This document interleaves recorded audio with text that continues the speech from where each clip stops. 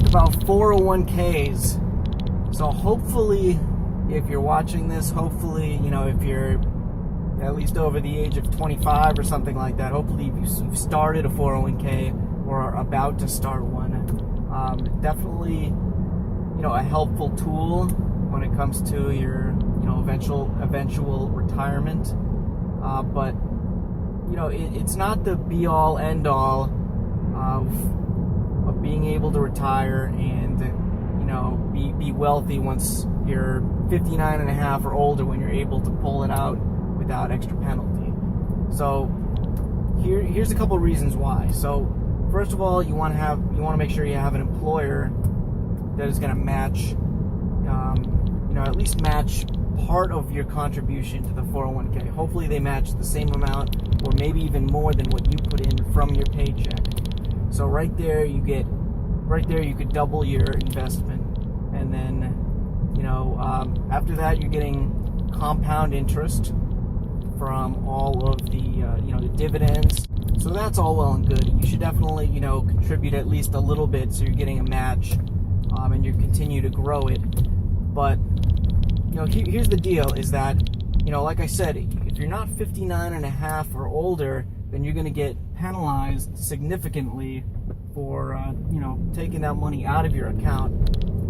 You could get penalized by maybe 30% or something like that, 30 to 50%, depending on your, existing tax bracket. And, you hear all the time about entrepreneurs that, I liquidated my 401k, or, somebody down on the luck, I liquidated my 401k.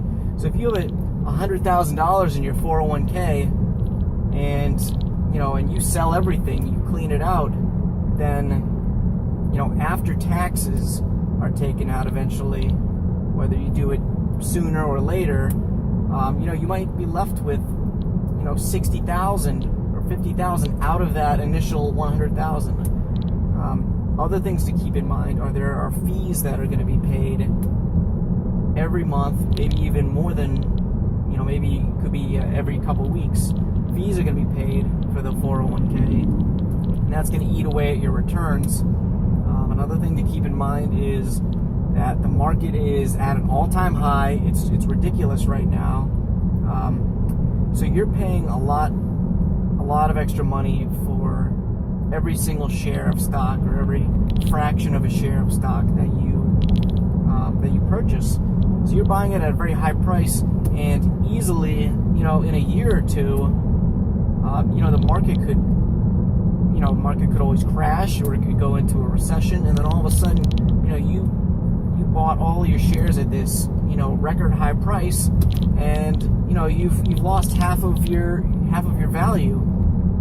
Again, it doesn't really matter that much until you actually go to sell your shares. You kind of just consider it imaginary money until you actually sell them,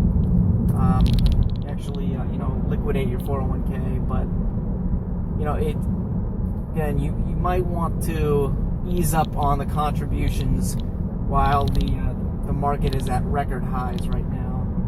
If it dips down, and guess what? That's a great time to buy. So that's what I did. A couple years ago, the market was really struggling, and I doubled my contributions, sometimes tripled my contributions to get in on some low prices while they were available. But here's the thing: is that you can't retire, or most people can't retire on just a 401k. It's just not realistic these days with all of the, medical expenses and, retirement home expenses, and just, it's a lot more of an expensive world than it used to be. So you can't retire on just your 401k. You can't retire just on Social Security, obviously. So you really need additional savings, and maybe some other, real estate assets, if you don't owe too much money on those. So 401k, again, great tool, great option. You should participate in it, but don't think it's like the silver bullet that's going to save you for your retirement, and that's all you need to do, and then you're taken care of, or that you should put in a massive chunk of every single paycheck.